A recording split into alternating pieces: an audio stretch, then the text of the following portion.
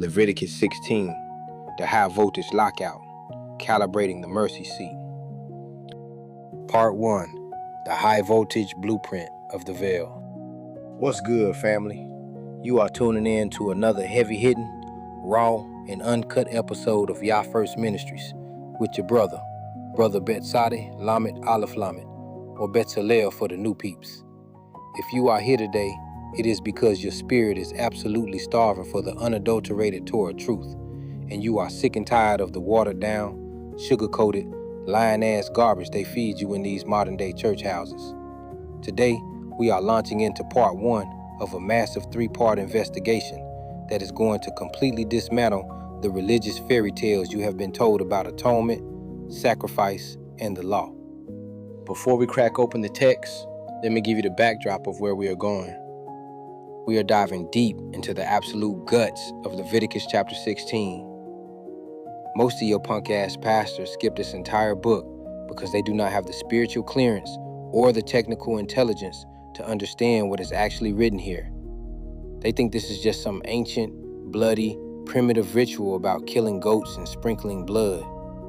They tell you, oh, that is just the Old Testament.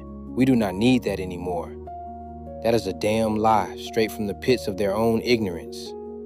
Over the next 3 parts of this series, we are going to expose the fact that the tabernacle was not some mystical church house. It was a high-voltage, precision-engineered machine. We are going to look at the exact technical specifications of how the high priest had to interface with the raw, consuming power of the creator of the heavens and the flat earth. We are going to show you how the entire Day of Atonement was a temporary shadow, a biological and physical containment protocol that pointed directly to the ultimate, permanent reality of Yod-Heh-Waw-Shin Ayin, Yahusha, in the flesh. If you do not understand the shadow, you will never comprehend the sheer magnitude of the substance. So lock in, get your notebooks ready, and let the fire of truth burn away the lies. Let us transition directly into the crime scene of Leviticus chapter 16, starting at the very beginning. Verses 1 through 5, the high voltage warning and the ESD suit.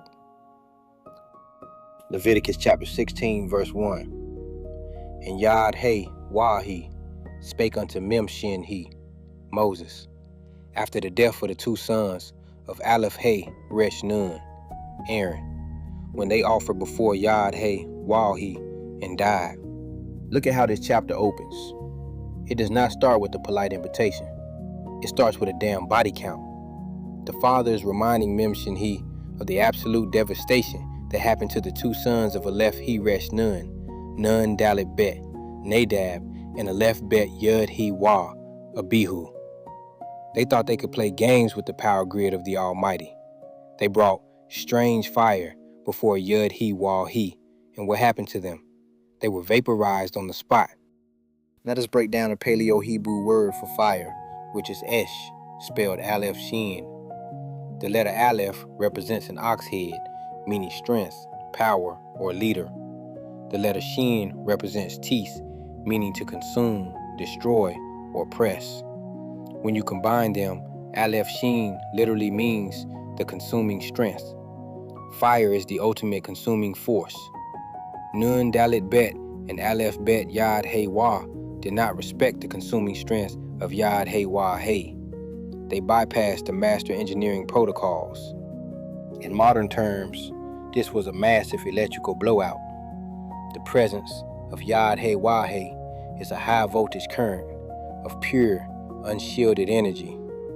The tabernacle was a motherboard, and the Holy of Holies was the core processor. If you do not have the proper resistance, if you do not follow the exact system architecture, the current will ground out through your physical body and fry your ass to a crisp. That is exactly what happened to those 2 foolish boys. Their flesh bubbled, their eyes melted in their skulls, and their internal organs were instantly cooked by a supernatural arc of lightning because they treated the Creator's power grid like a common playground. This aligns perfectly with Leviticus chapter 10, verse 2, where fire went out from Yod-Heh-Wah-He and devoured them, proving that the Father does not tolerate unauthorized access to his system. For Israel today, this is a terrifying warning. You cannot approach the Most High on your own terms or with your own pagan church house inventions. If you try to interface with his power using strange fire like Christmas, Easter, or Trinity doctrines, you are spiritually grounding yourself out for absolute destruction. Leviticus chapter 16 verse 2. And Yod Hey Wow Hey said unto Mem Shin Hey, speak unto Aleph Hey Resh Nun thy brother, that he come not at all times into the holy place within the veil before the mercy seat, which is upon the ark, that he die not, for I will appear in the cloud upon the mercy seat. The Father is laying down the law here.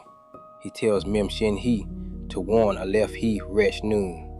Do not just wander into the Holy of Holies whenever you damn well please, or you will end up a corpse just like your sons.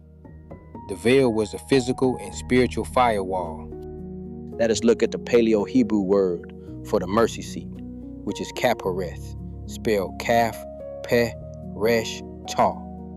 The letter Kaf represents an open palm, meaning to cover, shield, or open. The letter Peh represents a mouth, meaning to speak or blow. The letter Resh represents a head, meaning the chief or highest. The letter Ta represents a mark or sign of the covenant. When you read Kapareth in the original Paleo-Hebrew pictographs, it means the covering of the chief mouth that seals the covenant. It was the physical interface where the voice of Yad-Heh-Wah-Heh manifested. From an engineering standpoint, the Ark of the Covenant was a massive, highly conductive capacitor. It was made of acacia wood, a powerful insulator, and layered inside and out with pure gold, which is an incredible electrical conductor.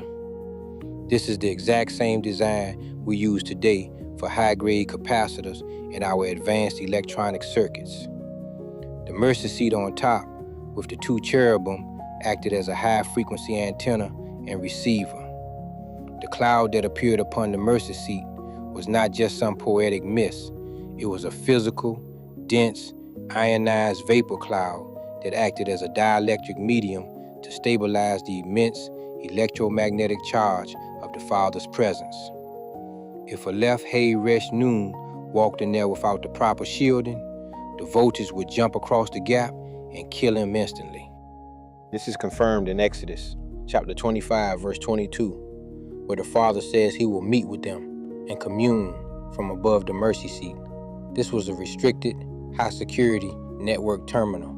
You do not just walk into a server room housing a quantum supercomputer with a cup of coffee and dirty hands. You follow the protocol, or you crash the system and destroy yourself. Leviticus chapter 16 verse 3. Thus shall Aaron come into the holy place with a young bullock for a sin offering and a ram for a burnt offering. Now the master engineer is given the access codes. If Aleph Hey Resh Nun wants to enter the Holy of Holies without dying, he has to bring specific biological components. He needs a young bullock for a sin offering and a ram for a burnt offering. Why this bloody, violent process? Because under the old covenant system, the animal sacrifices were a temporary shadow. Every single bullock and ram that had its throat slit, its warm blood pooling on the dirt, its skin ripped off, and its fat burned on the altar was a graphic, visceral object lesson. It showed Israel that sin is not a joke. Sin is a violation of the system's source code, and the penalty for breaking the code is death. The blood of these animals acted as a temporary, low-level biometric authentication. It was a placeholder, a shadow pointing directly to the final, perfect sacrifice of Yad, Hey, Wah, Shin, Ayin. This is validated in Hebrews chapter 10, verse 4, which states that it is not possible that the blood of bulls and of goats should take away sins. It was a temporary patch, like a software hotfix, until the true, permanent code update could be compiled on the cross. Furthermore, We must understand the vegan shadow doctrine here. The Father's original design in Genesis chapter 1 verse 29 was a pure plant-based diet. Meat eating was never his eternal will. It was a post-flood concession and a component of this temporary sacrificial shadow system. The slaughter of these animals was meant to make Israel sick to their stomachs, to show them the gruesome, bloody reality of their transgressions, not to serve as a permanent lifestyle or a green light to run around eating dead flesh today. Leviticus chapter 16 verse 4. He shall put on the holy linen coat, and he shall have the linen breeches upon his flesh, and shall be girded with a linen girdle, and with the linen mitre shall he be attired. These are holy garments, therefore shall he wash his flesh in water, and so put them on. Look at the uniform. The Father does not tell Aleph Hey Resh Nun to wear gold, silver, or heavy wool when he goes behind the veil. He commands him to wear pure, white linen from head to toe. Linen coat, linen breeches, linen girdle, linen mitre. Why? This is pure material science and electrical engineering. Linen is a natural fiber that does not build up static electricity. If Aleph Hey Resh Nun wore wool or synthetic blends, the friction of his movement would generate a massive electrostatic charge. In a room housing the unshielded, high-voltage presence of Yad Hey Wah Hey, a single static spark from the priest's body would ground out the entire divine current, causing an explosive arc that would blow him to pieces. The linen garments acted as an electrostatic discharge, ESD suit, the exact same kind of protective clothing that modern microchip technicians and high-voltage line workers wear today to prevent static discharge from destroying sensitive components or killing the operator. Furthermore, he had to wash his flesh in water before putting them on. Water is a natural grounding agent and purifier. Let us break down the Paleo-Hebrew word for water, which is Mayim, spelled Mem, Yad, Mem. The letter Mem represents water, chaos, or massive power. The letter Yad represents a hand, work, or deed. When you have Mem, Yad, Mem, it represents the active, working power of cleansing that brings order to chaos. By washing his body, Aleph He Resh Nun was clearing his physical cache, removing any foreign contaminants and ensuring his body was at a neutral potential before stepping into the high-frequency zone. This is why we do not wear these physical garments or play dress-up with fringes and blue ribbons today like these foolish costume-wearing camps do. The Levitical priesthood is dissolved. Yad He Wah Shin Ayin is our high priest now, as confirmed in Hebrews chapter 7, and his righteousness is our spiritual linen. The physical shadow has been upgraded to a spiritual reality. Leviticus chapter 16 verse 5. And he shall take of the congregation of the children of Yad Shin Resh Aleph Lamed, Israel, 2 kids of the goats for a sin offering, and 1 ram for a burnt offering. The congregation of Yad Shin Resh Aleph Lamed has to provide the raw materials for this system maintenance. They must bring 2 kids of the goats and 1 ram. Why goats?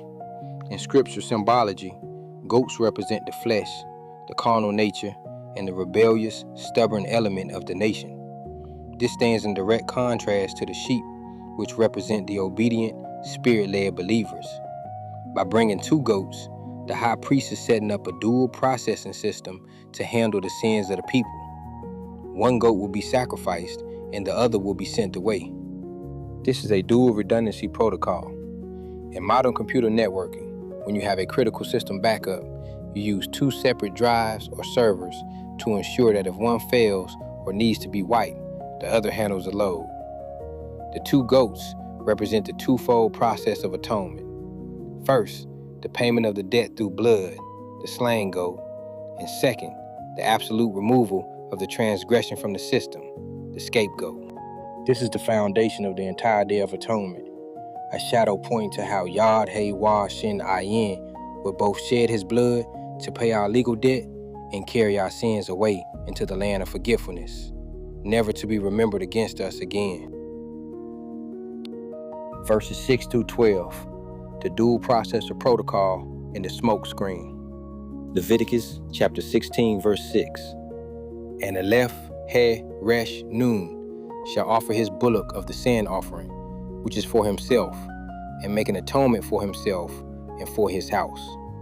Before Aleph, He, Resh, Nun can even think about processing the sins of the nation, he has to run a self-diagnostic and clear his own system errors. He is a flawed, mortal man. He carries his own systemic bugs and corrupt files. If he attempts to mediate for Yad, Shin, Resh, Aleph, Lamed, while his own operating system is compromised, the connection will fail and he will be destroyed. The bullock is slaughtered to make an atonement, a kapar, for himself and his household. Let us break down the Paleo-Hebrew root word, kapar, spelled kaf, peh, resh. As we saw earlier, kaf is the open palm, to cover. Peh is the mouth, to speak/breathe. And resh is the head, the chief. Literally, kapar means the chief covering spoken over the system. It is a security patch. This is a powerful theological layer. The Levitical high priest was weak. He had to offer sacrifices for his own sins first. This destroys the false doctrine that any human religious leader, pastor, or camp leader has the authority to grant you salvation or stand as your ultimate mediator.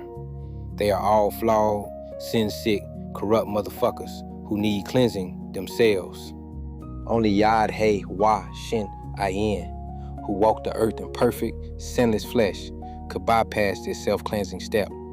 As Hebrews chapter 7, verse 27 declares, he did not need daily, like those high priests, to offer up sacrifice first for his own sins, because he was undefiled.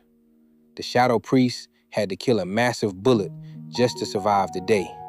The true high priest offered himself once and sat down forever. Leviticus chapter 16, verse 7. And he shall take the 2 goats and present them before Yad He Wah He at the door of the tabernacle of the congregation. The 2 goats are now brought to the door of the tabernacle. This is the input terminal of the motherboard. The door of the tabernacle was the boundary layer between the outer court, the public interface, and the holy place, where the processing of the sanctuary occurred. By presenting them before Yad He Wah He, Aleph He Resh Nun is registering these 2 biological units into the divine system. They are being authenticated. They are no longer just common animals.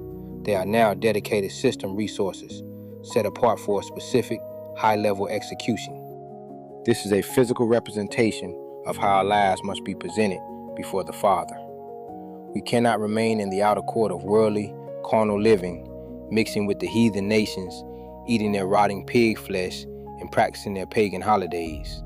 We have to be brought to the door, set apart, and presented as living sacrifices, holy and acceptable, which is our reasonable service, as recorded in Romans chapter 12, verse 1.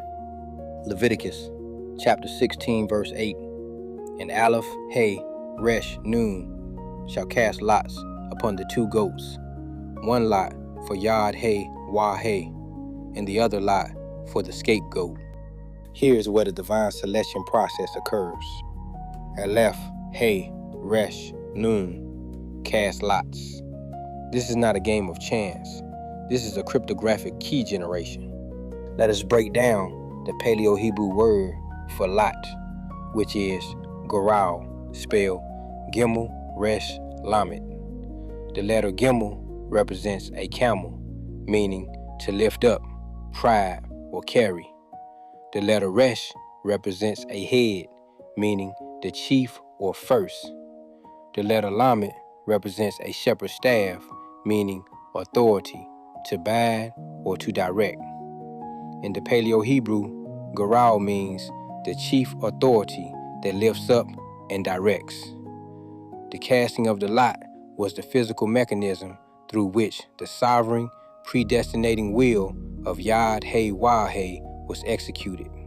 There is absolutely no free will in this system. The Father decided exactly which goat would die and which goat would live before the lots were even cast. This destroys the garbage, free will doctrine taught in these modern day bullshit churches, where they tell you that you are in control of your own destiny. That is horse shit. Proverbs chapter 16 verse 33 says, "The lot is cast into the lap, but the whole disposing thereof is of Yod, He, Wah, He." The Father runs the predictive algorithms. He wrote the source code of reality, and every choice, every outcome, and every single event is pre-compiled according to His sovereign pleasure. One goat was predestined for the altar, the other was predestined for the wilderness. Just like Jacob was chosen and Esau was rejected before they were even born, as Romans chapter 9 verse 11 makes crystal clear. Leviticus chapter 16 verse 9.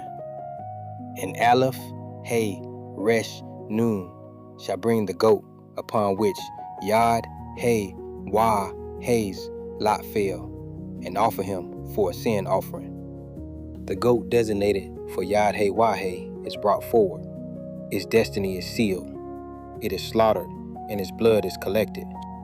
This is the sin offering, the chatat in Hebrew. This goat's life force, which is in the blood, is used to cleanse the sanctuary. Let us look at the physics of this process. Blood is a highly complex, iron-rich biological fluid. From an engineering perspective, it is a liquid state magnetic carrier. The iron in the blood carries an electromagnetic signature. When the blood of this clean animal was sprinkled, it was literally absorbing the static, chaotic, spiritual defilement, the uncleanness of the children of Yad, Shin, Resh, Aleph, Lamed, and grounding it out. This was a biological filtration system. The goat died so the nation could live. Its throat was cut. The blood sprayed out in a warm, dark red torrent, and the animal gasped its last breath as its life drained into the silver basin.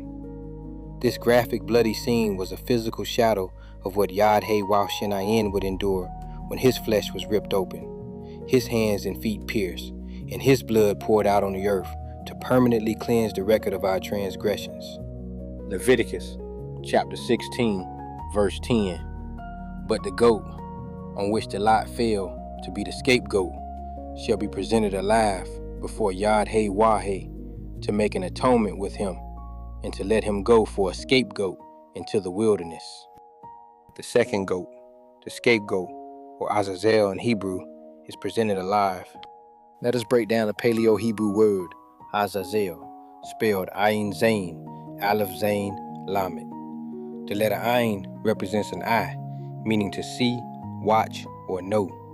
The letter Zain represents a weapon, to cut off or nourish.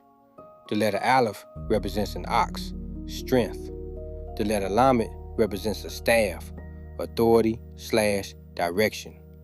When you compile Azazel in the original Paleo-Hebrew, it means the strong weapon of authority that is watched and cut off. This goat is not killed. It is kept alive to make an atonement with him. This is a live data transfer.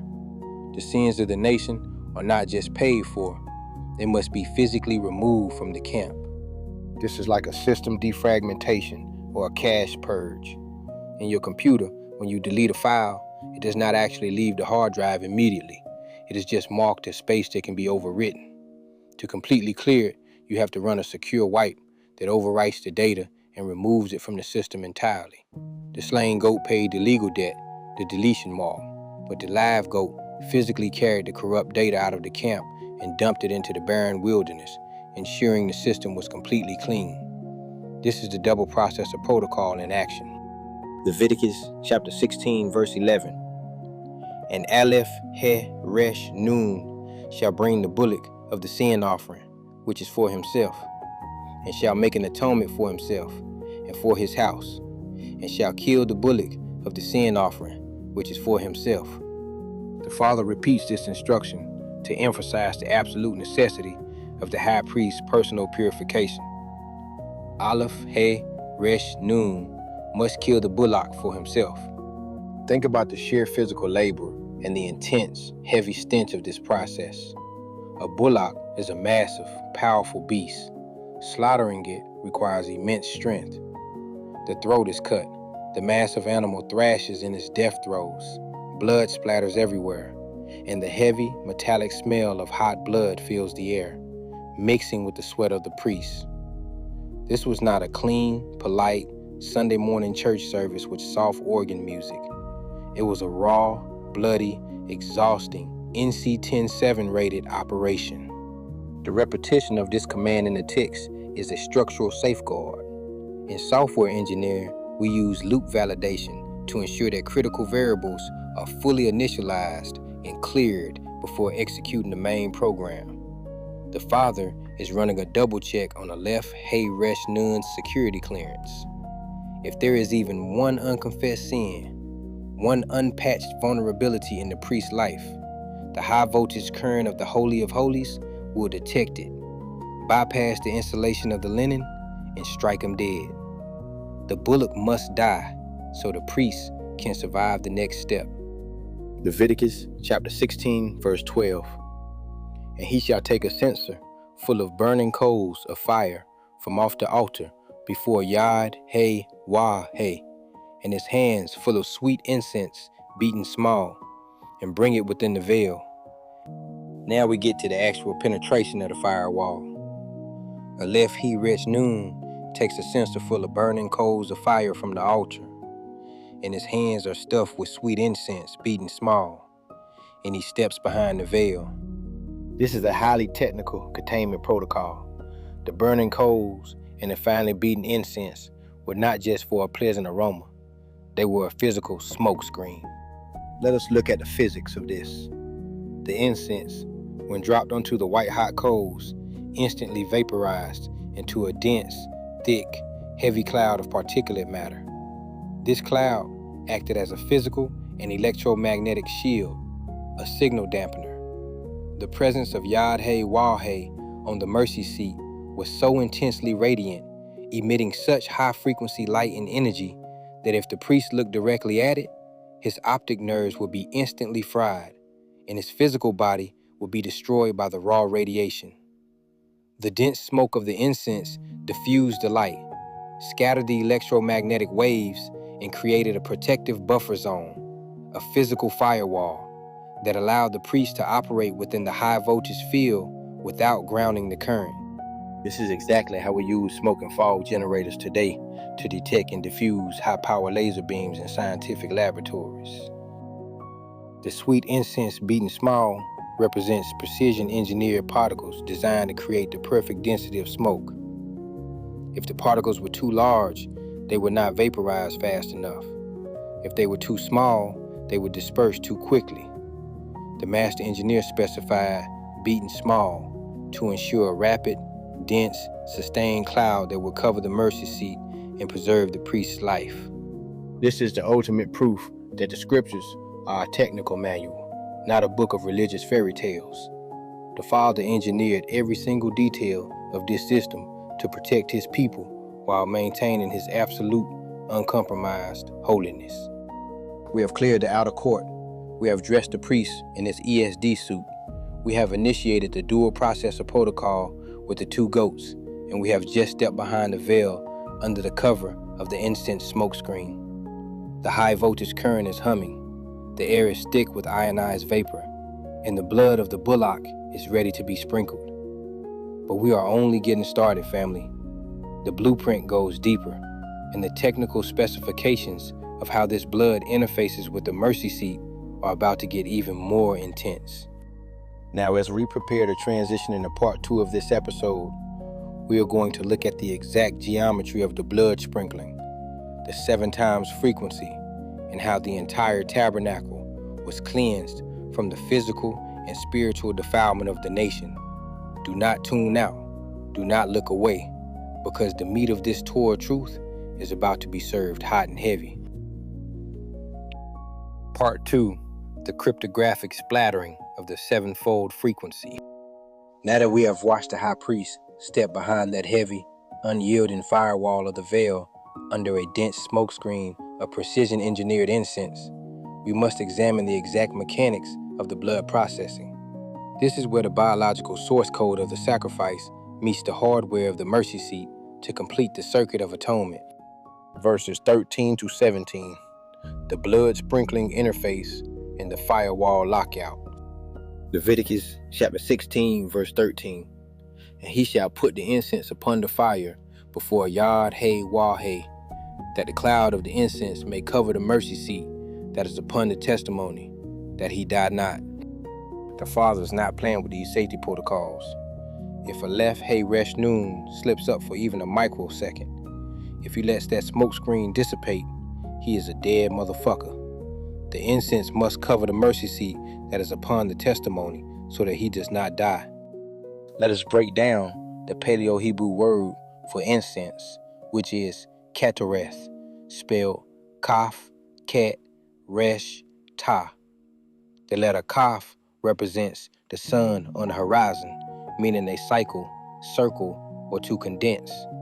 The letter tet represents a clay vessel or basket, meaning to surround, contain, or store. The letter resh represents a head, meaning the chief or highest. The letter ta represents a sign or mark of the covenant. When you read ketoreth in the original Paleo-Hebrew pictographs, it literally means the condensed containment of the chief covenant sign.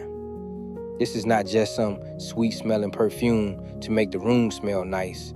It is a physical, chemical barrier. From an engineering perspective, the mercy seat was the terminal where the unshielded, high-voltage presence of Yod-Heh-Wah-Heh manifested. The testimony inside the ark, the stone tablets, acted like a solid-state storage drive containing the hard-coded system laws. The mercy seat was the conductive lid. When the dense, ionized smoke of the ketoreth covered the mercy seat, it acted as a physical, dielectric barrier, preventing the high-voltage charge from arcing directly onto the priest's physical body. It is the exact same principle as filling a high-voltage transformer with specialized dielectric oil to prevent explosive electrical short circuits. This aligns perfectly with Exodus chapter 30, verse 34 through 36, where the Father gives the exact chemical formula for this incense, warning that it is holy and must be beaten small. If you do not grind those chemical components down to the micrometer, the surface area of the reaction is too small. The smoke density drops, the dielectric barrier fails, and the high voltage current jumps the gap and fries your ass to a cinder. The Father is the master engineer, and his safety protocols are absolute. Leviticus chapter 16, verse 14. And he shall take of the blood of the bullock and sprinkle it with his finger upon the mercy seat eastward, and before the mercy seat shall he sprinkle of the blood with his finger 7 times. Now we get to the actual data transmission. Aleph He Resh Nun takes the warm, iron-rich blood of the slaughtered bullock and sprinkles it with his finger upon the mercy seat eastward, and then before the mercy seat 7 times. Why 7 times? In scriptural engineering, the number 7 is the frequency of completion, perfection, and system synchronization. Let us break down the Paleo-Hebrew word for 7, which is Sheba, spelled Shin, Bet, Ayin. The letter Shin represents teeth, meaning to consume, destroy, or press. The letter Bet represents a tent or house, meaning a household or family. The letter Ayin represents an eye, meaning to see, watch, or know. In the Paleo-Hebrew, Sheba means the consuming power that watches over the household. By sprinkling the blood 7 times, the priest is executing a complete system reboot. Think about how modern Wi-Fi routers transmit data. They do not just send a single packet and hope for the best. They broadcast on a specific frequency, sending repeated data packets to ensure the connection is synchronized and the packet loss is 0. The 7-fold sprinkling is a frequency alignment. The iron-rich blood acts as a physical, liquid-state magnetic conductor. By splattering this conductive fluid in a precise geometric pattern, eastward and 7 times before the seat, the priest is grounding out the static, chaotic interference of sin and establishing a secure, synchronized network connection with the throne of Yod-Heh-Wah-Heh. This is confirmed in Hebrews chapter 9, verse 21 and 22, which explains that almost all things are by the law purged with blood, and without shedding of blood is no remission. The blood is the biometric authentication key. You cannot access the system with water, oil, or gold. You need the exact DNA-based security clearance of the blood to open the firewall. Leviticus chapter 16, verse 15. Then shall he kill the goat of the sin offering, that is for the people, and bring his blood within the veil, and do with that blood as he did with the blood of the bullock, and sprinkle it upon the mercy seat and before the mercy seat. Now that the priest's personal system errors have been cleared by the bullock's blood, he executes the main program. He slaughters the goat of the sin offering that is for the congregation of Yad Shin Resh Aleph Lamed, Israel. He slits his throat, collects the hot steaming blood in a basin, and carries that biological key behind the veil. He performs the exact same sevenfold sprinkling protocol upon and before the mercy seat. This is the dual redundancy processing in action. The bullet cleared the priest's channel. The goat clears the people's channel. Mainstream Christianity has completely twisted this verse. They tell you, oh, Jesus died so you can do whatever you want. The law is done. That is a lying-ass, lazy doctrine designed to keep you sleeping in your sins. Yad-He Washin Ayin did not destroy the system. He fulfilled the protocol. The slaughter of this goat was a graphic, bloody shadow of how Yad-He Washin Ayin would shed his own blood to pay the legal debt of the nation.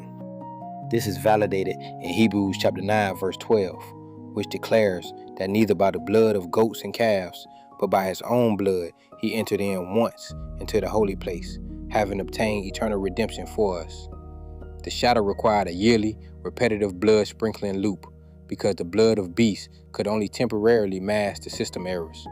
But when Yah-He Washin Ayin stepped on the scene, he compiled a permanent, once-and-for-all code update that wiped the database clean for those who walk in his commandments. Leviticus chapter 16, verse 16. And he shall make an atonement for the holy place because of the uncleanness of the children of Yad Shin Resh Aleph Lamed, and because of their transgressions and all their sins.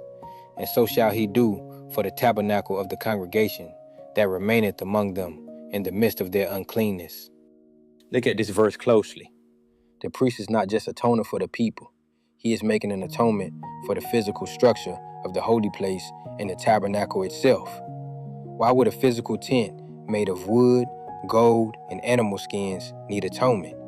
Because the physical sanctuary was located in the very midst of a rebellious, stiff-necked, sin-sick people.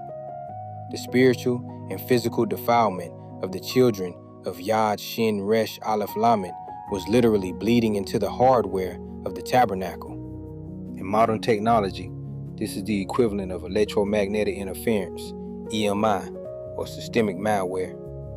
If you have a high-frequency server operating in a room filled with dust, static, and electrical noise, that noise will eventually contaminate the circuits, corrupt the data packets, and degrade the hardware.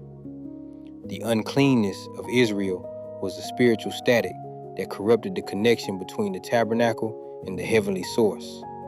The blood of the sacrifice was a system diagnostic and cleanup utility.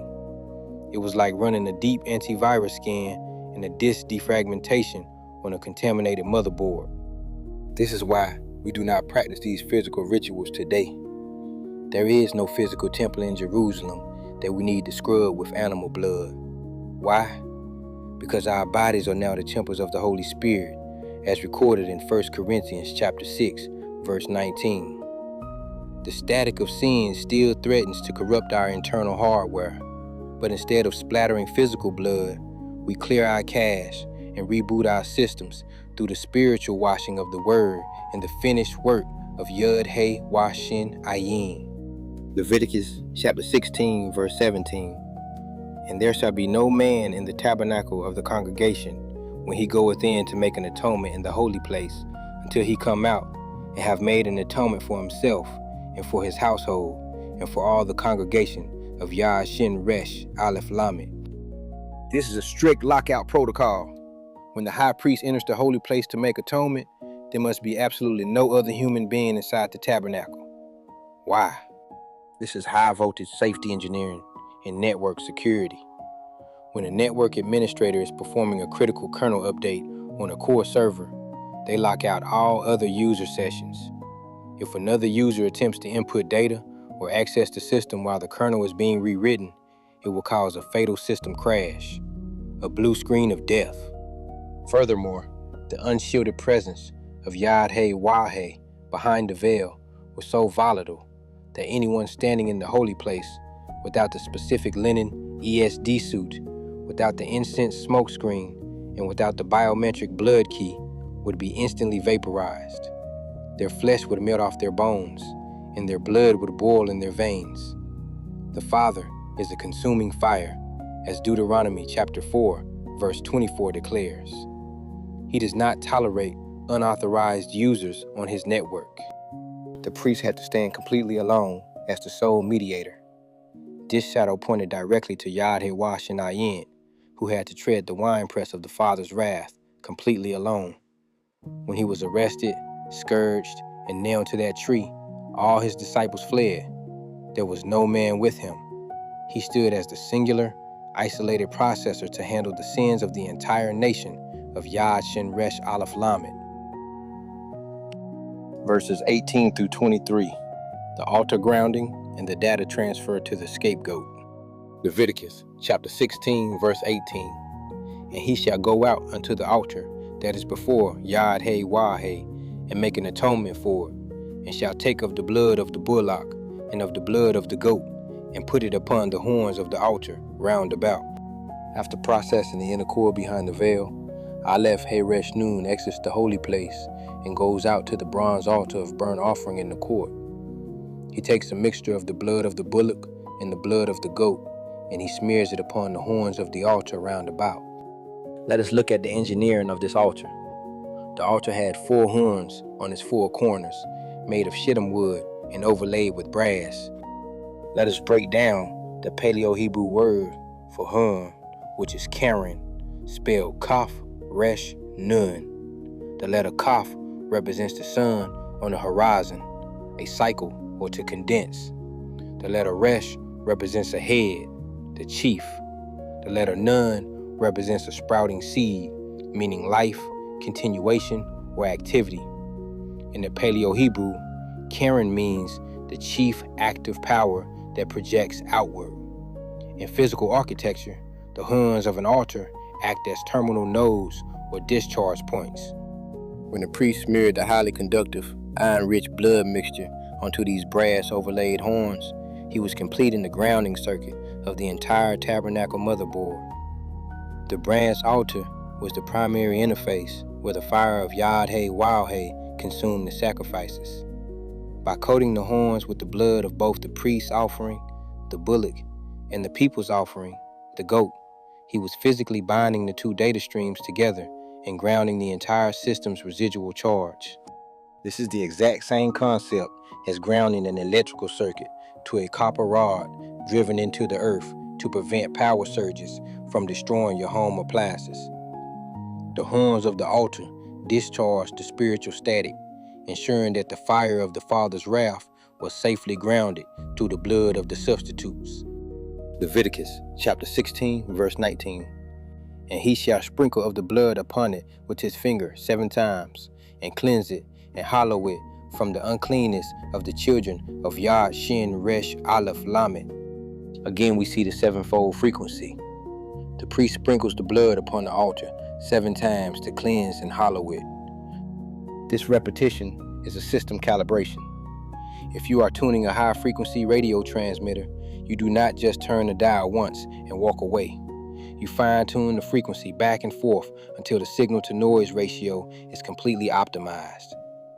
The 7-fold sprinkling was the fine-tuning of the altar's resonance. It stripped away the spiritual static, the uncleanness of the children of Yad Shin Resh Aleph Lamed, restoring the altar to its factory default settings of absolute holiness. This destroys the false, lazy doctrines of modern Christianity, where they think holiness is just an emotion or a feeling you get on Sunday morning while some clown in a suit screams at you to give him your money. Holiness is a technical state of systemic alignment. It is the complete absence of corrupt code and unauthorized frequencies. This is confirmed in Ezekiel chapter 43, verse 26 and 27, where the priest must cleanse the altar 7 days to consecrate it before any offerings can be accepted. If the hardware is dirty, the software will not run. If your physical vessel is defiled by eating abominable things like pork and shellfish, or by filling your mind with the garbage of this world, your prayers cannot penetrate the firmament because your internal antenna is grounded out in filth. Leviticus chapter 16, verse 20. And when he has made an end of reconciling the holy place and the tabernacle of the congregation and the altar, he shall bring the live goat. Once the reconciliation of the holy place, the tabernacle, and the altar is complete, the priest brings forward the live goat, the one upon which the lot fell for Azazel. This is a sequential execution of code. You cannot bring the live goat forward until the blood processing of the sanctuary is completely finished. In computer programming, this is a dependency. Step B cannot execute until step A has successfully compiled and returned a value of 0 errors. The sanctuary, the tent, and the altar must be fully calibrated and grounded before the data transfer to the live goat can begin. This is a powerful prophetic picture. Yod-Heh-Waw-Shin-Ayin had to fully complete his blood sacrifice on the cross, entering into the heavenly sanctuary to present his own blood before the absolute removal of our sins could be finalized. The shadow shows the sequence. The substance executes it in real time. Leviticus chapter 16, verse 21. And Aleph, He, Resh, Nun shall lay both his hands upon the head of the live goat and confess over him all the iniquities of the children of Yod, Shin, Resh, Aleph, Lamed, and all their transgressions and all their sins, putting them upon the head of the goat, and shall send him away by the hand of a fit man into the wilderness. This is one of the most critical, high-level data transfers in the entire technical manual of Scripture. Aleph Hey Resh Nun lays both his hands upon the head of the live goat. This is not a symbolic gesture. This is a direct, physical, biometric data transfer. In modern technology, when you want to transfer files from your phone to a new device, you can use near-field communication, NFC, or a direct physical cable connection. By laying both hands on the goat's head, the high priest is establishing a physical bridge, a high bandwidth data cable between the congregation of Yad Shin Resh Aleph Lamed and the biological storage unit of the goat. He then verbalizes the confession. Sound is a physical frequency, a vibration that carries data through the medium of the air. By speaking the iniquities, the transgressions, and the sins of Israel over the goat's head, he is literally modulating those corrupt files onto the sound waves, which are then absorbed and hard-coded into the biological storage of the live goat. The goat's brain and nervous system become the physical hard drive housing the nation's collective guilt. Then, a fit man, a specialized system operator, takes the goat by the hand and leads it away into the barren, uninhabited wilderness. This aligns perfectly with Isaiah chapter 53, verse 6, which declares that Yod-Heh-Waw-Heh hath laid on him the iniquity of us all. Yod-Heh-Waw-Shin-Ayin is both goats. He is the slain goat whose blood paid the legal debt, and he is the live goat who took our corrupt files, loaded them onto his own physical shoulders, and carried them away to be crucified outside the camp, completely purging them from our database. Leviticus chapter 16, verse 22. And the goat shall bear upon him all their iniquities unto a land not inhabited, and he shall let go the goat in the wilderness. The live goat bears all the iniquities of Yad Shin Resh Aleph Lamed into a land not inhabited, a barren, desolate wilderness where there is no network connection, no human interface, and no database to retrieve the files. He lets the goat go in the wilderness, and it wanders off into the dry, dusty waste, never to return. This is the absolute deletion of the corrupt data. If you dump a hard drive filled with malware into the middle of the Sahara Desert, that malware can never infect the network again because it is physically isolated in a dead zone. The wilderness was a spiritual and physical dead zone. This destroys the false pagan doctrine of eternal torment in a literal burning hell fire pit. The church houses tell you that the wicked are kept alive forever to be tortured by a red man with a pitchfork. That is straight up pagan mythology imported from Greek and Roman folklore. The technical manual of Scripture teaches absolute annihilation and deletion. The scapegoat carries the sins into a land of forgetfulness, representing how the wicked and their transgressions will be completely erased from the book of life, becoming as though they never existed, as recorded in Obadiah chapter 1, verse 16. This is a powerful branch-off thread for you to chase. Go read the book of Jubilees and the book of Jasher to see how the wilderness was understood as a physical containment zone for chaotic fallen forces.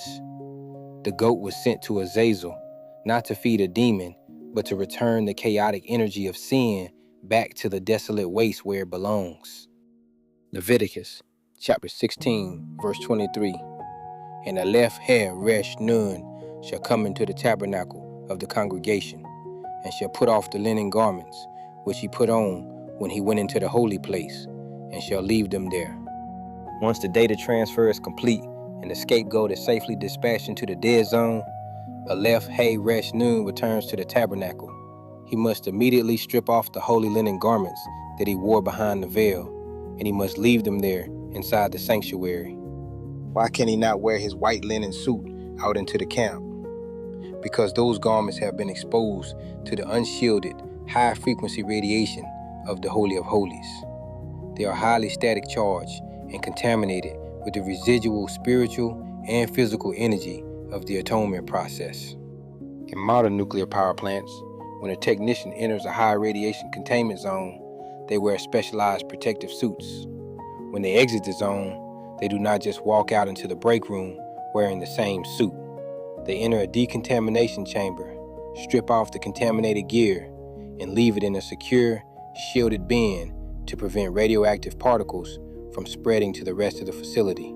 The linen garments of the high priest were left inside the tabernacle because they were hot with the residual charge of the divine interface. They had to be kept in a shielded environment, isolated from the common camp to prevent accidental discharge. The Father is the master engineer of spiritual and physical safety, and his protocols are designed to protect his people from the lethal, consuming power of his presence. We have watched the high priest strip off his ESD suit and leave it in the containment chamber. The core processing behind the veil is complete, and the scapegoat is wandering deep into the dead zone of the wilderness, carrying the corrupt files of Yad Shin Resh Aleph Lamed away forever. But the maintenance cycle is not fully finished yet. The priest still has to undergo a final decontamination wash, put on his standard garments, and offer the final burnt offerings to seal the system reboot. Now, as we prepare to transition into part 3 of this episode, we are going to look at the cleanup protocols for the operators who handled the scapegoat, the eternal statute of the 7th month and the 10th day, and how this entire day of atonement shadow was permanently fulfilled when Yad He Washin Ayin rent the physical veil of the temple from top to bottom.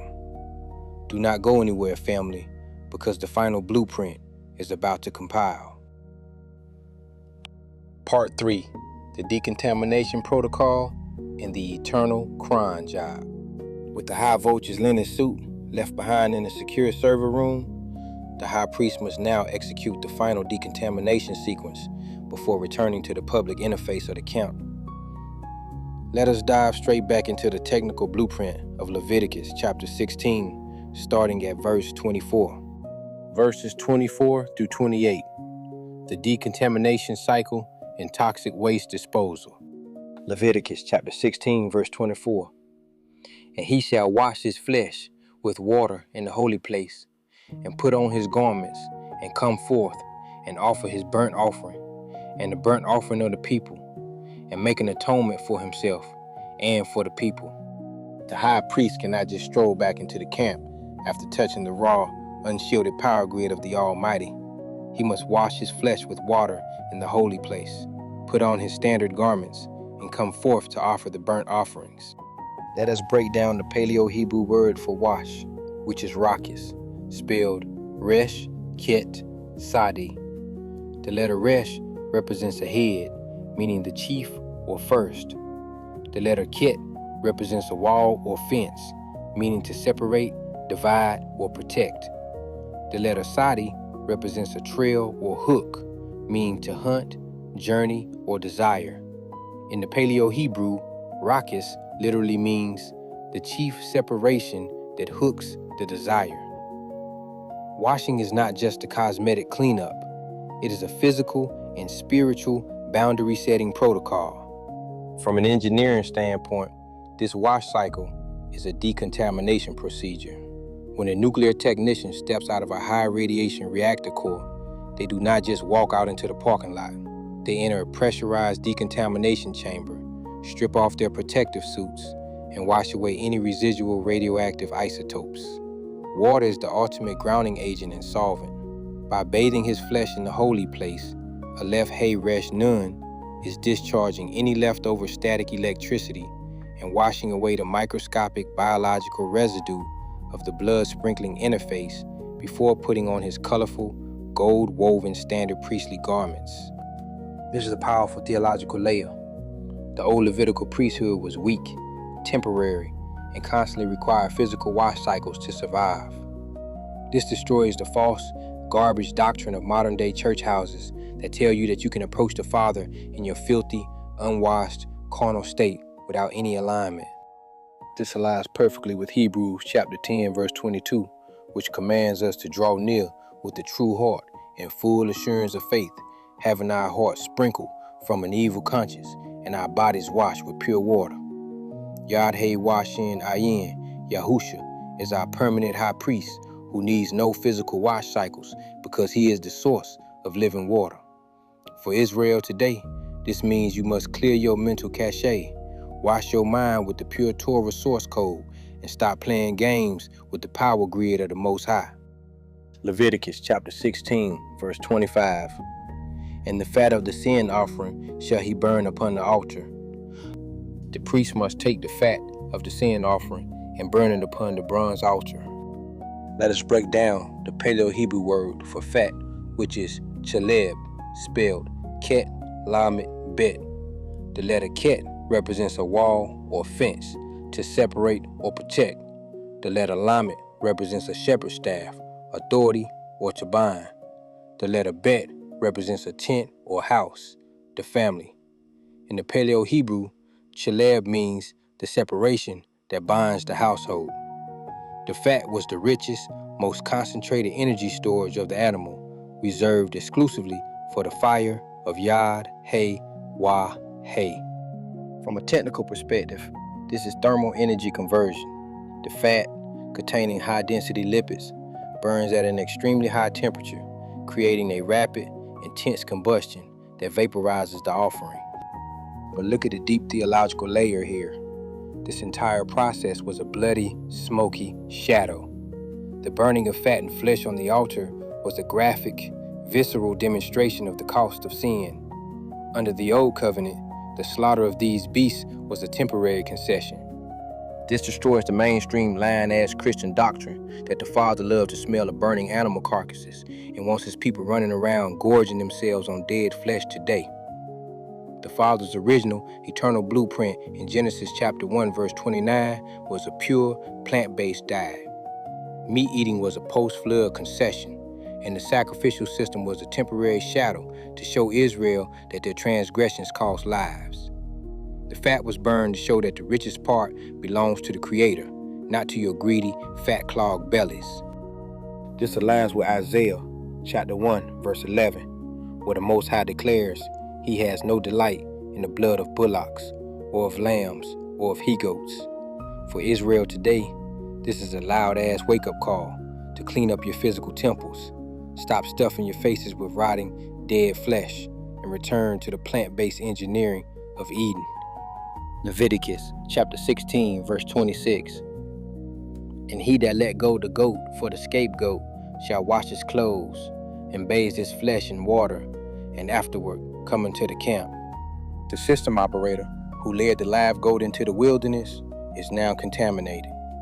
He has been in direct physical contact with the biological hard drive that was loaded with the entire nation's corrupt files, iniquities, and sins. Therefore, before he can re-enter the camp, he must wash his clothes and bathe his flesh in water. This is a strict quarantine and decontamination protocol. In computer networking, when a technician handles a physical drive that has been infected with a highly destructive worm or virus, they must undergo strict security clearance and isolation protocols before they can reconnect their personal devices to the main network. The fit man who led the goat to Azazel was carrying the residual frequency of the nation's collective filth. If he walked straight back into the camp without washing, he would act as a vector, spreading that spiritual and physical static back into the clean environment of the congregation. This aligns with Leviticus chapter 11, verse 25, where anyone who carries the carcass of an unclean beast must wash their clothes and be unclean until the evening. The Father is the master engineer of epidemiology and quarantine. He built these containment protocols into the law thousands of years before these dumbass modern scientists figured out how germs and contamination work. For Israel today, this means you cannot hang around with the wicked, touch their corrupt pagan systems, and then expect to walk back into the assembly of the righteous without a thorough spiritual wash and reboot. Leviticus chapter 16, verse 27. And the bullock for the sin offering, and the goat for the sin offering, whose blood was brought in to make atonement in the holy place, shall one carry forth without the camp. And they shall burn in the fire their skins, and their flesh, and their dung. The carcasses of the bullock and the goat, whose blood was used to calibrate the Holy of Holies, cannot remain inside the camp. They must be carried forth outside the camp, and their skins, their flesh, and their dung must be utterly burned in the fire. Think about the sheer graphic violence of this scene. The skin peeling off the muscle, the flesh bubbling and blackening, the dung sizzling and releasing a heavy, putrid, nauseating stench that fills the air outside the camp. This was a complete, total destruction of the biological waste. From an engineering standpoint, this is toxic waste disposal. The biological units that absorb the systemic sins of the nation have been drained of their blood, their life force, and what remains is a highly contaminated, non-reusable carcass. You do not leave hazardous biological waste sitting around the server room or the living quarters. You carry it outside the firewall and incinerate it to ashes. This is a massive theological layer that points directly to Yod-Heh-Wah-Shin-Ain. He was our ultimate sin offering, and where was he crucified? He was led outside the gates of Jerusalem, outside the camp, to be slaughtered on the hill of Golgotha.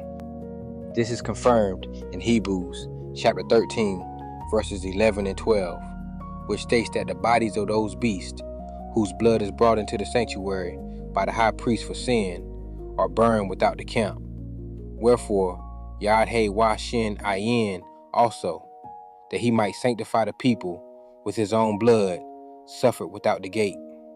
The shadow matches the substance with mathematical precision. Just destroys the universalist, feel-good garbage of mainstream Christianity. If you reject the sacrifice of Yod-Heh-Wah-Shin-Ain, your fate is to be carried outside the kingdom and utterly incinerated into nothingness, just like that dung and flesh on the fire. Leviticus chapter 16, verse 28. And he that burneth them shall wash his clothes and bathe his flesh in water, and afterward he shall come into the camp. The operator who executes the incineration of the waste must also undergo the decontamination wash. He must wash his clothes, bathe his flesh in water, and only then can he come back into the camp. This is a double check on the quarantine system. The Father is running a multi-layered security scan. Every single person who interfaces with the sin-bearing elements of this ritual must be reset to a neutral potential before they can mix with the congregation. This is the ultimate proof that the tabernacle was an engineered containment vessel. The camp of Israel was a clean room, a high-security clean room facility like those used to manufacture microprocessors today. You do not let a single speck of dust or contamination enter the clean room, or you ruin the entire batch of silicon wafers. The uncleanness of sin is a physical and spiritual contaminant that ruins the nation's alignment with the Creator. This aligns with Numbers, chapter 19, verse 19, where the clean person must sprinkle upon the unclean and wash his clothes and bathe himself in water to be clean at even. For our people today, this is a warning. You are living in a highly contaminated, toxic Babylonian system. You are surrounded by spiritual dung, rotting flesh, and pagan lies every single day. If you do not actively wash your mind in the Torah, if you do not daily reboot your system through prayer and obedience, you are carrying the contamination of this world back into your household and destroying your children. Verses 29 through 34, the eternal cron job and the Saturday Sabbath reboot. Leviticus chapter 16, verse 29. And this shall be a statute forever unto you, that in the 7th month, on the 10th day of the month, ye shall afflict your souls, and do no work at all, whether it be one of your own country or a stranger that sojourneth among you. Now the master engineer hard codes this protocol into the operating system of Israel forever. This is an everlasting statute. In the 7th month, on the 10th day of the month, you must afflict your souls and do absolutely no work at all. Let us look at the system scheduling here. Why the 7th month on the 10th day? In scriptural engineering, the number 7 represents completion and the fullness of a cycle, while the number 10 represents governmental order and law. The 7th month is the ultimate power cycle of the Hebrew calendar, housing the fall feast. The 10th day is the day of the ultimate system calibration. This is a scheduled cron job. In computer systems, a cron job is a time-based job scheduler that runs automatically at set intervals to perform essential maintenance, clean up temporary files, and optimize database performance. The Day of Atonement is a national cron job built into the calendar of creation. You must afflict your souls. Let us break down the Paleo-Hebrew word for afflict, which is ana, spelled ayin, nun, he. The letter ayin represents an eye, to see or know. The letter nun represents a sprouting seed, life or continuation. The letter he represents a window or man with arms raised, meaning to reveal, behold, or breath. In the Paleo-Hebrew, ana means to behold the seed of life revealed. Afflicting your soul, which means fasting from food and water, is not about self-punishment. It is about clearing your biological cache. When you stop putting food into your digestive system, your body stops spending energy on digestion and begins a process called autophagy, where your cells literally clean out their own damaged proteins, toxins, and waste. Fasting is a physical and spiritual system reboot. You do no work at all. This applies to the homeborn Israelite and the stranger. This destroys the false, lying-ass doctrine of these modern camps who tell you that the stranger has no place in the kingdom or that the laws do not apply to them. The law is one, as confirmed in Numbers chapter 15, verse 16. If you want to dwell in the camp of Israel, you follow the system architecture, period. Leviticus chapter 16, verse 30. For on that day shall the priest make an atonement for you, to cleanse you, that ye may be clean from all your sins before Yad-Heh-Wah-Heh. On this specific, scheduled day, the priest makes an atonement to cleanse you, so that you may be clean from all your sins before Yad-Heh-Wah-Heh. Look at the theological layer here. The purpose of the Day of Atonement was not just to cover up your sins so you could go back to being a wicked, law-breaking piece of shit the next day. The purpose was to cleanse you, to restore your code to its original, uncorrupted state. Mainstream Christianity has completely butchered this. They tell you, oh, you're just a sinner saved by grace. You're always going to sin. Just confess it and you're good. That is a damnable lie from the pits of their own lazy-ass minds. The Father does not want you living in a constant state of corruption. He engineered this cleanup utility to restore your connection so you could walk in perfect obedience. This is validated in Ezekiel chapter 36, verse 25, where the Father promises, "Then will I sprinkle clean water upon you, and ye shall be clean. From all your filthiness and from all your idols will I cleanse you." The cleansing is for the purpose of keeping the commandments, not bypassing them. Yud, Hey, Wah, Shin, Ayin did not shed his blood so you could keep eating pork, breaking the Sabbath, and whoring after pagan holidays. He died to cleanse your conscience from dead works so you could serve the living Elohim in spirit and in truth. Leviticus chapter 16, verse 31. It shall be a Sabbath of rest unto you, and ye shall afflict your souls by a statute forever. The Father repeats this with absolute emphasis. It shall be a Sabbath of rest unto you, and you shall afflict your souls by a statute forever. Let us look at the technical definition of this Sabbath. The Sabbath is a scheduled maintenance cycle. Let us break down the Paleo-Hebrew word for Sabbath, which is Shabbat, spelled Shin, Bet, Ta. The letter Shin represents teeth, to consume, destroy, or press. The letter Bet represents a tent or house, the family or household.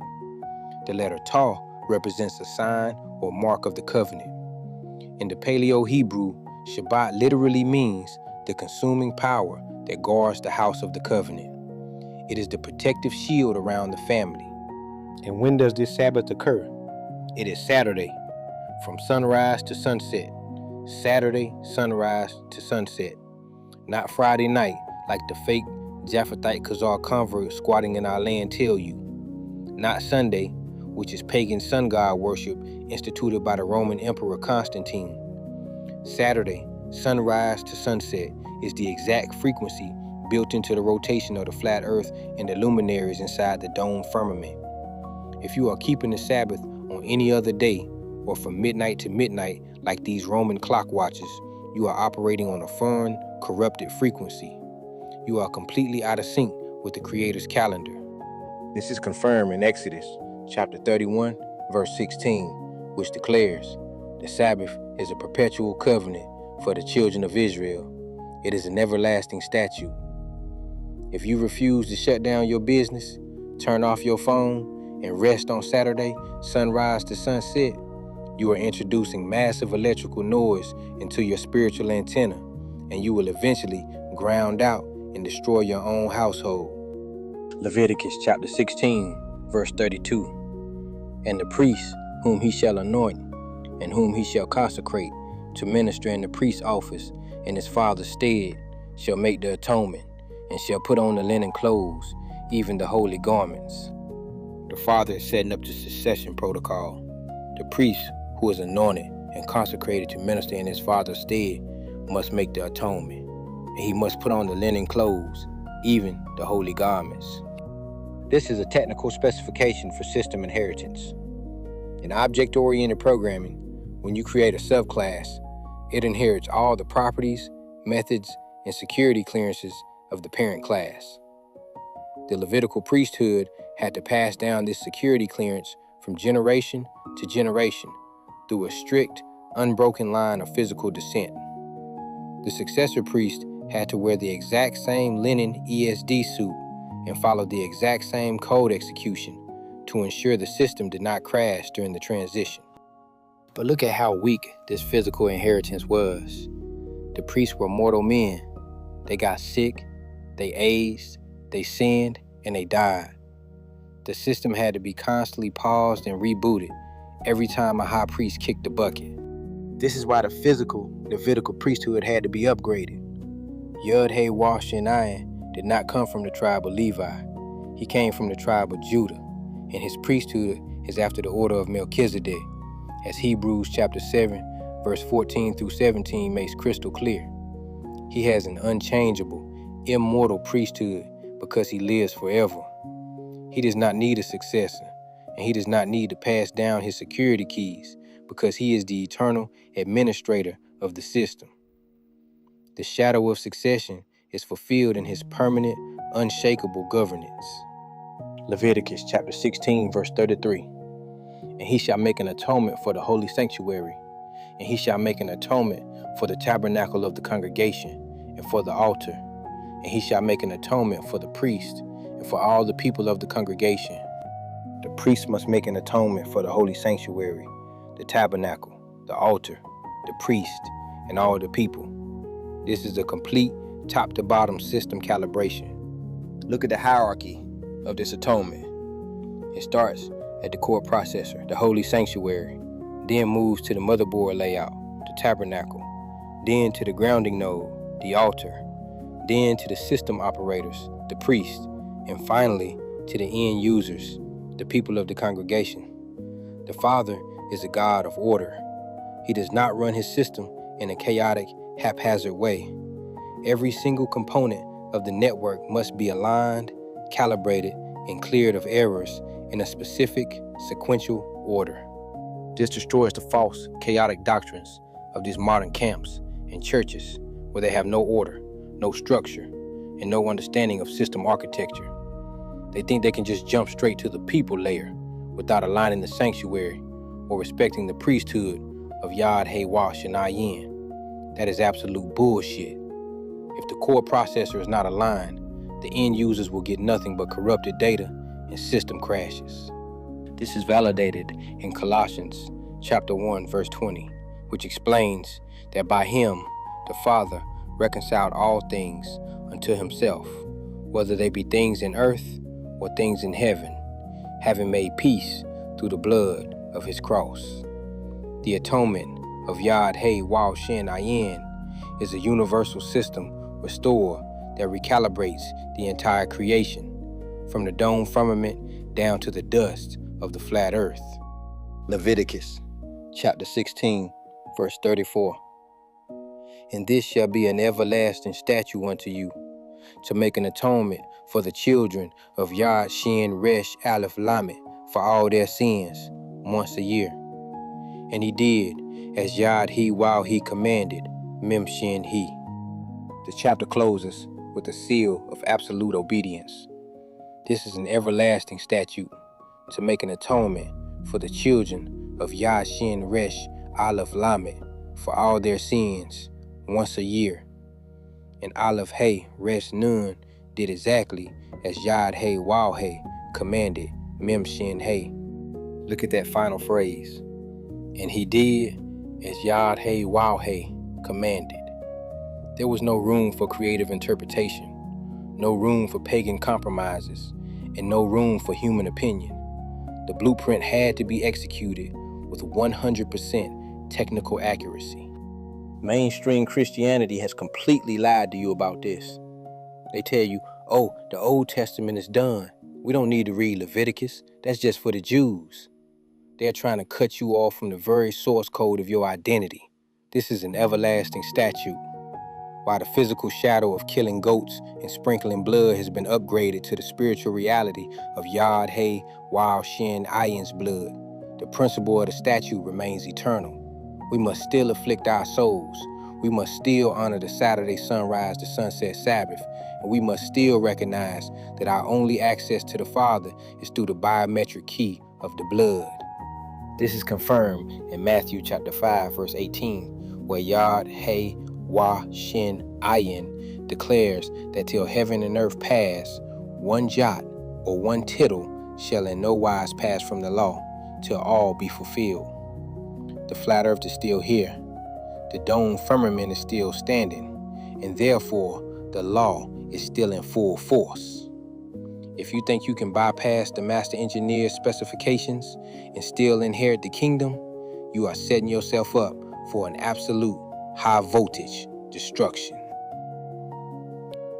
the verdict of the altar, and the final decontamination call. Now, family, we have walked through the entire blueprint of Leviticus chapter 16, from the high voltage warning of the veil to the final, eternal cron job of the 7th month reboot. The case is closed, the evidence is laid bare, and the technical specifications are undeniable. The tabernacle was not some primitive, superstitious tent. It was a precision-engineered machine designed to interface with the raw, consuming fire of the Creator. And every single detail of that machine pointed directly to the ultimate, permanent reality of Yod-He Waw-Shin Ayin in the flesh. But now, the fire of this truth demands a verdict. If you are sitting there today, still clinging to the lies of these modern-day bullshit church houses, you are playing with the exact same strange fire that vaporized the sons of Aleph Hiresh Nun. If you are still letting some punk-ass, Cadillac-driving pastor tell you that the law is done, that you can eat your rotting pork chops, and that you can worship on Sunday, the sun god day, you are spiritually grounding yourself out for absolute, gruesome destruction. Let me paint the picture of what happens to those who reject this technical blueprint. When the Most High's patience runs out, he does not destroy politely. The scriptures declare that his wrath is a consuming fire. If you insist on keeping your system contaminated, if you refuse to undergo the spiritual wash cycle of the Torah, your flesh will literally peel off your bones while you stand on your feet. Your eyes will melt in their sockets, and your tongue will consume away in your mouth, exactly as recorded in Zechariah chapter 14, verse 12. The blood of the wicked will pool in the streets ankle deep, and the stench of their rotting, unburied carcasses will be so thick that the very sun inside the dome will be darkened by the flies. This is the rated NC-17 reality of divine judgment. You cannot bypass the firewall of the Creator and expect to survive. Therefore, the call to action today is specific, urgent, and non-negotiable. First, you must immediately abandon the consumption of dead flesh and return to the plant-based, vegan engineering of Genesis chapter 1, verse 29. Your bodies are the temples of the Holy Spirit, and you cannot glorify the Most High while filling his temple with the rotting, toxic carcasses of slaughtered beasts. The shadow sacrificial system is over, and the concession to eat meat has been lifted. Cleanse your physical vessels. Second, you must strictly keep the Saturday Sabbath from sunrise to sunset. Saturday, sunrise to sunset. Stop operating on the pagan Gregorian calendar of the Roman beast system. Align your internal clock with the precision clockwork of the sun and moon inside the dome firmament. Shut down your businesses, stop buying and selling, and dedicate that day to a complete system reboot. Third, you must walk away from these lying-ass pagan church houses and their Trinity doctrines, their Christmas abominations, and their Easter whoremongering. They are teaching you to offer strange fire before Yod-He Waw-He, and they are leading you straight to the slaughter. Get your heads out of your asses, Israel. The seal is broken, the technical manual is open, and you have no more excuses for your ignorance. Cleanse your hardware, update your software, and align your frequency with the master engineer before the high voltage current of his judgment strikes you dead. I want to thank every single dedicated Israelite brother and sister who tuned in to this heavy-hitting 3-part investigation on Yah First Ministries. You are the remnant, the true seed of Abraham, Isaac, and Jacob, scattered to the 4 corners of this flat earth, and it is time for us to stand on our feet as the 2 witnesses. Make sure you share this episode with every sleeping brother and sister in your circle. Flood the digital networks with this raw, uncut Torah truth, and use the tools of dominion the Father placed in your hands to smash the serpent seed information monopoly. Tune in next time as we continue to deep dive into the book of Leviticus. Until then, keep your temples clean, keep the Saturday Sabbath holy, and keep Yah first in everything you do. This is your brother Betade Lamed Aleph Lamed, signing off from Yah First Ministries. I leave you with a new track called Lights Out, because if you haven't been paying attention, the lights of these wicked nations are coming to an end. Until next time, Israelites, Shalom.